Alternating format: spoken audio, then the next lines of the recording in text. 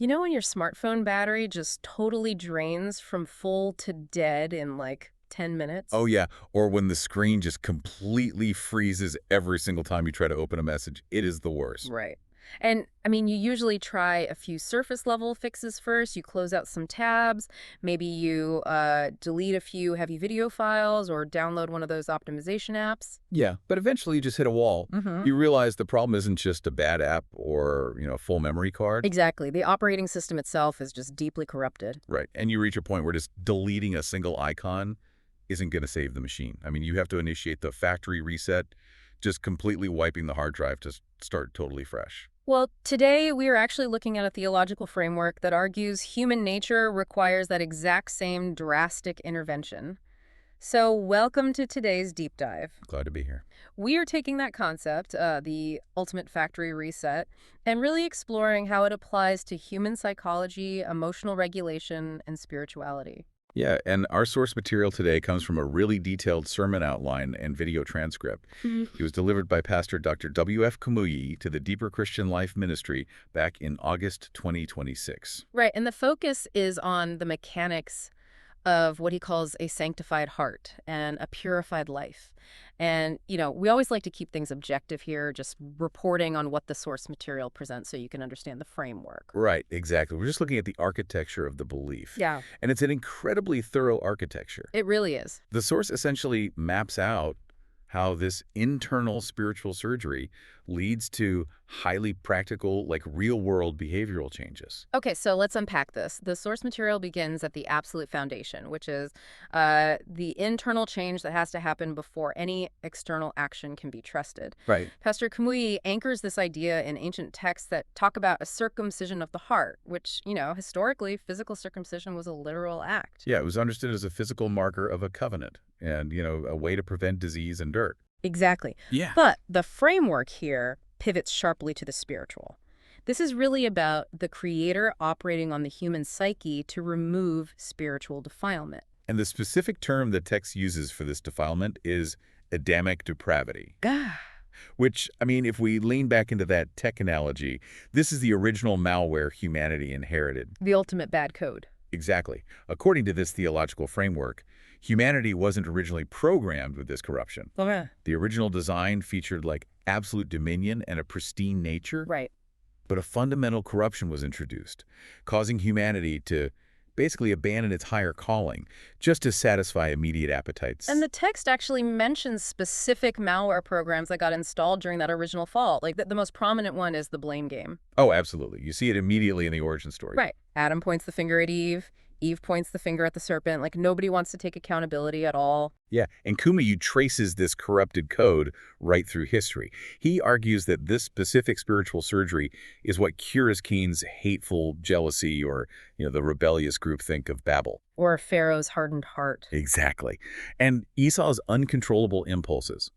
Framing those historical dysfunctions as symptoms of a diseased nature is just a profound way to diagnose the human condition. It really reframes everything. Because Esau trading his birthright for a single bowl of soup isn't framed as just a momentary lapse in judgment. Right. No, it's the result of an uncontrollable natural propensity that completely overrides his logic. Like the malware is just running the system. Okay, wait, but there's a paradox here that I want to push back on. Sure.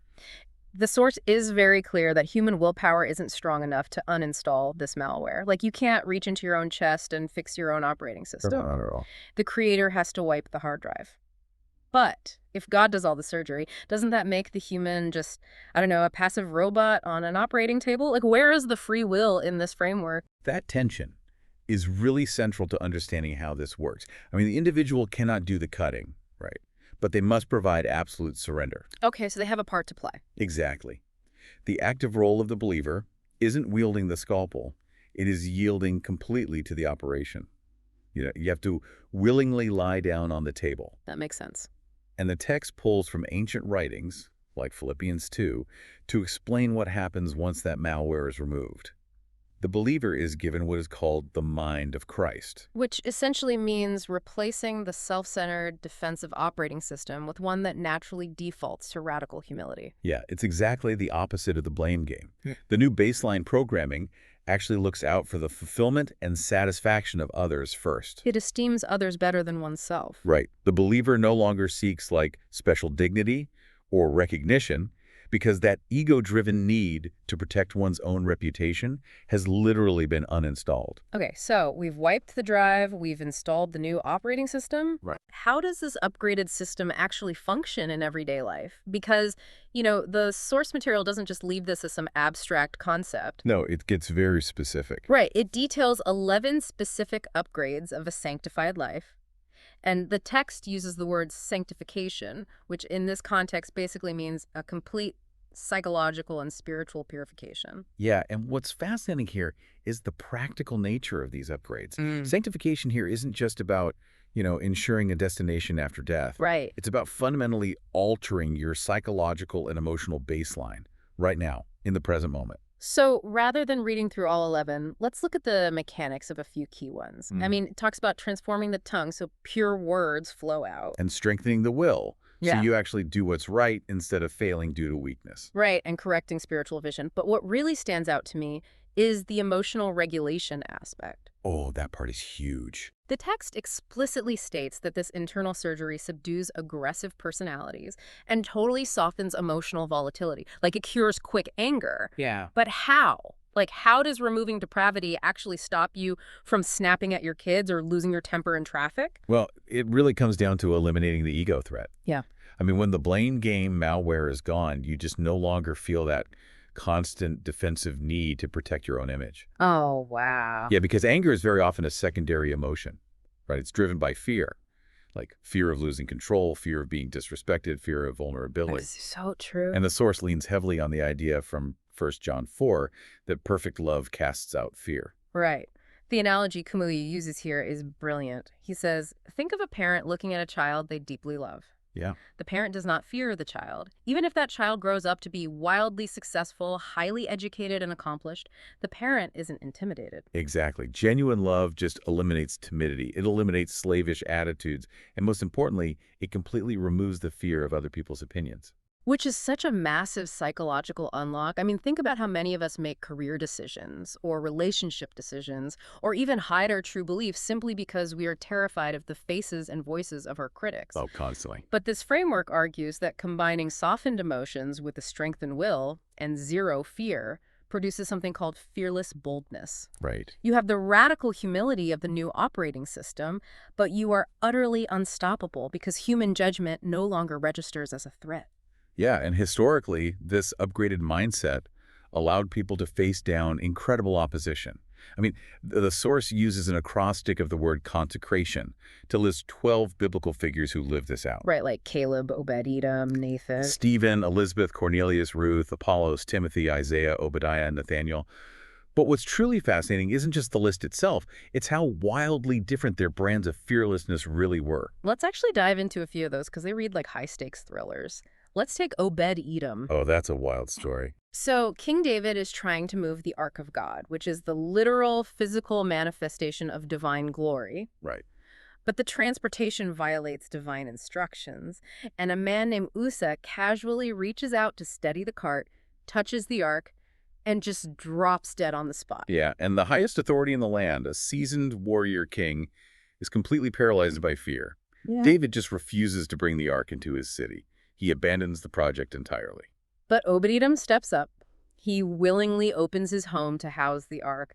Like he prioritizes his reverence for the majesty of God over his own personal fear of sudden death. Exactly. And according to the text, this fearless consecration results in immense blessing for his entire household. Okay, then consider Nathan. His boldness wasn't about approaching a dangerous object at all. It was entirely social and political. Right. Nathan was a prophet and a close confidant to King David. And when David commits a terrible secret sin, Nathan doesn't cover for his friend or quietly look the other way to protect his own position at court. It's basically the ultimate version of calling out your CEO in a boardroom, except your CEO has the literal power to execute you on a whim. Exactly. Nathan walks directly into the palace, points at the king, and says, "Thou art the man." He confronts him to his face. Perfect love for the truth and for David's soul completely cast out the fear of the king's wrath. And another remarkable example of this is Obadiah. This is a story of extreme, like covert consecration. Oh, I love this one. Yeah, Obadiah is the governor of the house for King Ahab. And Ahab, along with Queen Jezebel, are running one of the most corrupt, wicked administrations of the era. Right. Jezebel is orchestrating a systematic purge, actively slaughtering anyone who speaks for the Lord.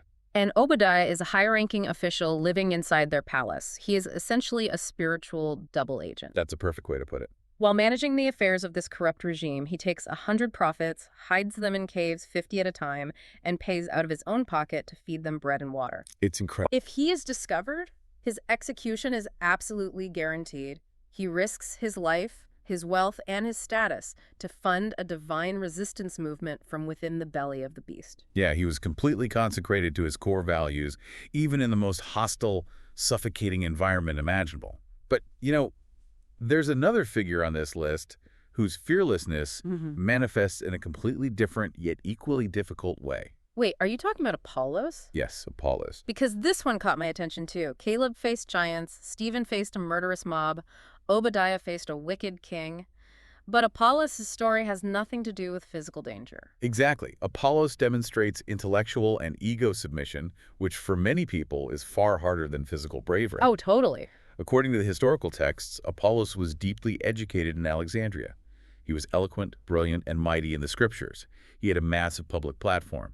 But his theological knowledge was incomplete. He didn't have the full picture. And a husband and wife team, Aquila and Priscilla, pull this highly educated, eloquent speaker aside to correct his theology and explain things more accurately to him. And think about that. For a brilliant scholar whose identity is tied to being the smartest person in the room, being corrected by a tent maker and his wife could be deeply offensive. Oh, yeah. But Apollos possessed a teachable spirit. He humbled himself and accepted the correction.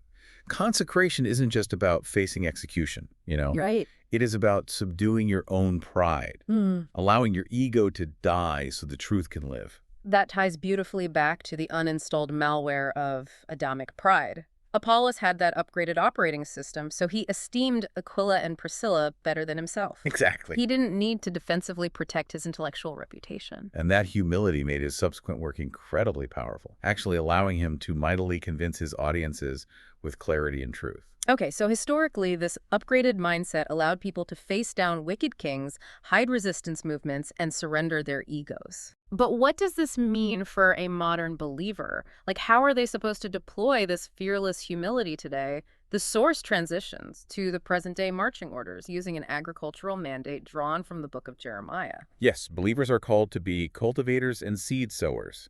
And this role involves a very specific, strict sequence of actions. Okay, what are they? Root out, pull down, destroy, throw down, build, and plant. Here's where it gets really interesting, because I have to pause here. This feels like a massive contradiction to me. How so? Well, we just spent all this time exploring how the sanctified heart features perfect love, softened emotions, and the subduing of aggressive personalities. Yeah. But this mandate from Jeremiah uses incredibly violent language. Root out, pull down, destroy, throw down. How do we reconcile a softened, humble heart with a mandate to ruthlessly destroy? If we connect this to the bigger picture, it's actually the central paradox of this theology. And it only makes sense when you identify the target. Okay, who is the target? Not who, but what. The aggression is never directed at people. The aggression is directed entirely at ideas, strongholds, and spiritual forces that keep people in bondage. Yeah, oh, I see. In fact, it is the perfect love for the human soul that necessitates the destruction of the stronghold trapping it. Okay, it's like a surgeon. A surgeon has immense, tender compassion for the patient lying on the table. And it is precisely because of that compassion that the surgeon is utterly ruthless and violent toward the cancer tumor. That is the perfect way to visualize it. It is militant compassion. Yeah. I mean, you cannot just sprinkle the good seed of truth over a community or a mind that is choked with weeds. Right. The text references ancient agricultural wisdom from Jeremiah 4, saying, "Break up your fallow ground and sow not among thorns." False philosophies, evil traditions, and destructive strongholds must be systematically dismantled using spiritual tools. Like in 2 Corinthians, where it mentions casting down imaginations and every high thing that exalts itself. So the believer walks into a culture, identifies the deceptive ideas that are hurting people, and just begins pulling them down. Exactly. They destroy the weeds of falsehood. Only then can they build and plant something healthy. Furthermore, the cultivator doesn't just sow words or ideas. They have to sow themselves, right? Yes, the text invokes the metaphor of a grain of wheat from John 12. Unless a grain of wheat falls into the ground and dies, it remains a single seed. But if it dies, it produces a massive harvest. So the modern cultivator must practice self-dying, plunging themselves completely into the work and sacrificing their own comfort to produce growth in others. Right, and they can't wait for the perfect moment to do this work either. The source quotes Ecclesiastes 11. He that observeth the wind shall not sow, and he that regardeth the clouds shall not reap. Meaning you can't sit around waiting for the political climate to calm down or for the culture to become less hostile. Exactly. You don't wait for ideal conditions. You move with that fearless boldness we examined in Obed-Edom and Obadiah.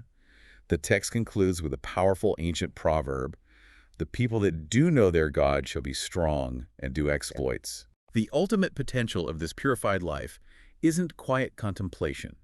It is a life of decisive action, turning people to righteousness and completely transforming environments. So what does this all mean for you, the listener?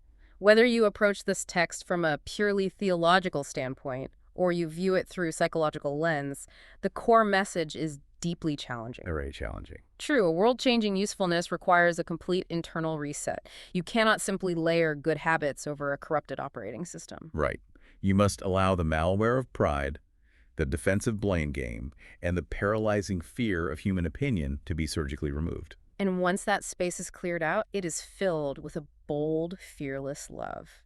A love so strong that it doesn't cringe at the faces of critics, but instead goes to war against the strongholds that keep people trapped. It really is the ultimate combination of absolute humility and absolute fearlessness.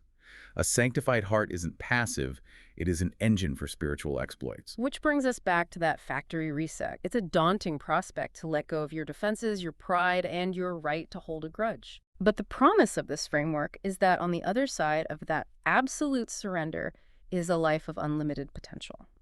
And that leaves us with a final thought for you to ponder today. Right. We talked a lot about cultivators pulling up weeds in the world. But if you were to step into the role of a cultivator in your own internal landscape today, looking honestly at the habits, the false beliefs, or the fears that have taken root in your mind over the years, what is the very first weed you would need to ruthlessly pull down to make room for new growth?